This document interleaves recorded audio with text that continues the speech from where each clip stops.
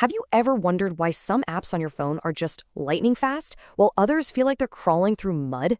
Well, a lot of the time it all comes down to the code. And in computer science, we measure this by comparing how fast different functions grow. So today, we're going to become detectives. We're going to learn the tools to solve one of the biggest mysteries out there. Which algorithm is actually faster when it really counts? And here it is, our first case file. Take a look.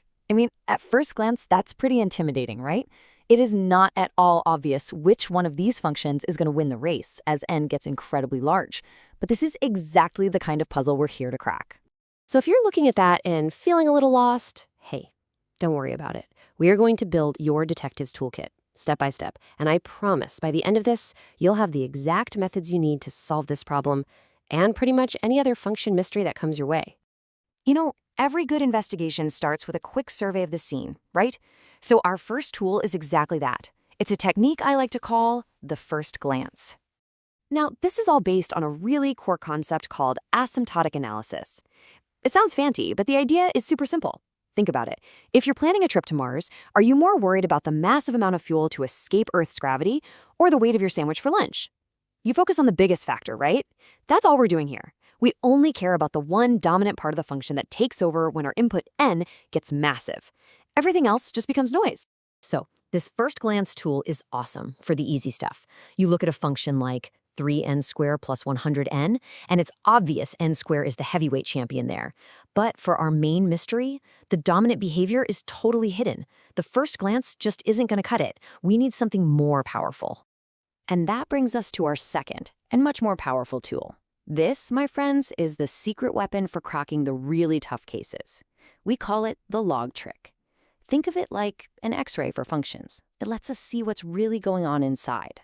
So, the magic of logarithms is that they simplify things. They take these messy, complicated exponents and they turn them into simple multiplication. By applying a log to both of our functions, we're basically looking at them through a special lens.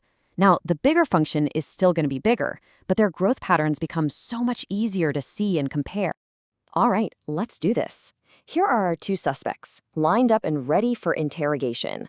On the left, we've got n to the power of log of n, and on the right, we've got 2 to the power of the square root of n. Okay, time to bring out the power tool. We're going to take the logarithm of both sides. And remember, this is totally fair because the log function is always increasing. That means if one function was bigger before, its logarithm will be bigger after. We're just simplifying the crime scene, not changing the facts of the case. And boom, check this out. This is the power of the trick right here. There's a log rule that says log of a to the b is the same as b times log of a. That lets us pull those exponents right down in front. So log of n to the log of n just becomes log of n times log of n, or log n squared. And on the other side, log of 2 to the square root of n becomes square root of n times log of 2.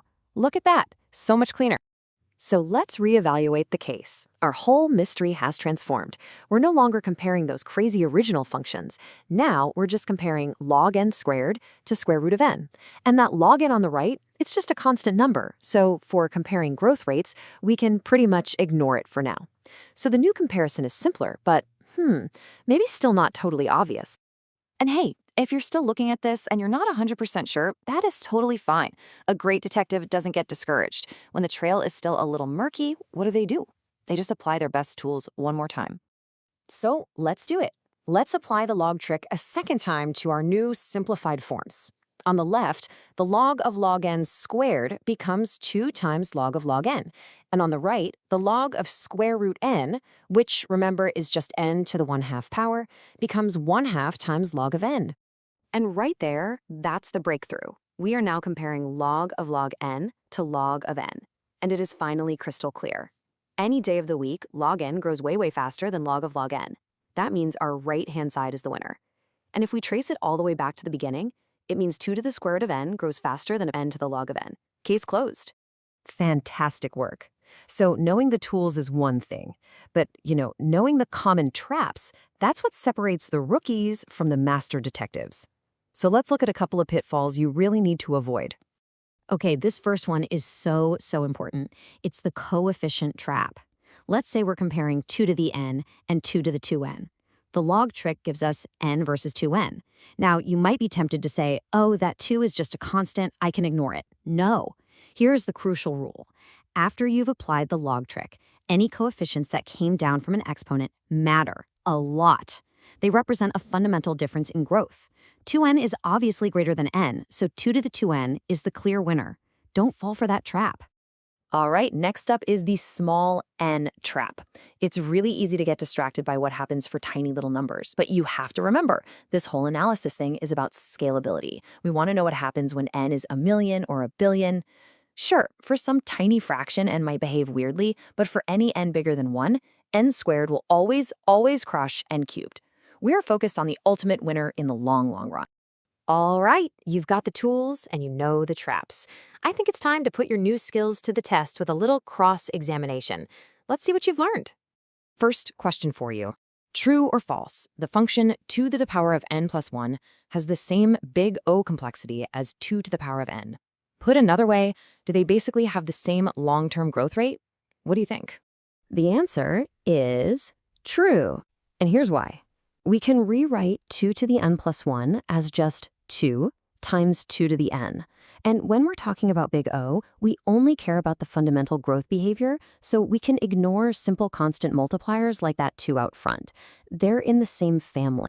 Okay, one more, and this one's a little trickier. True or false? Square root of log n is big O of log n. This is another way of asking, does square root of log n grow at the same rate or maybe even slower than log n? That one is false. In fact, square root of log n actually grows faster. And if you were ever unsure about that, how would you prove it to yourself? You got it. You'd apply the log trick, and the answer would become completely obvious. You know what? You've cracked the case, you've dodged the traps, and you aced the cross-examination. I think it's fair to say that you have earned this. If you take just one single thing away from all of this today, please let it be this. When you are staring down a complex comparison, especially one with weird exponents, don't guess. Apply a log. It is the single best tool for cutting through the complexity and revealing the truth. Your training is complete, but, a detective's work is never really done, so I'm leaving you with one last case file.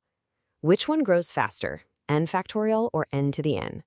Using the tools you learned today, you absolutely have what it takes to solve it. Go crack the case.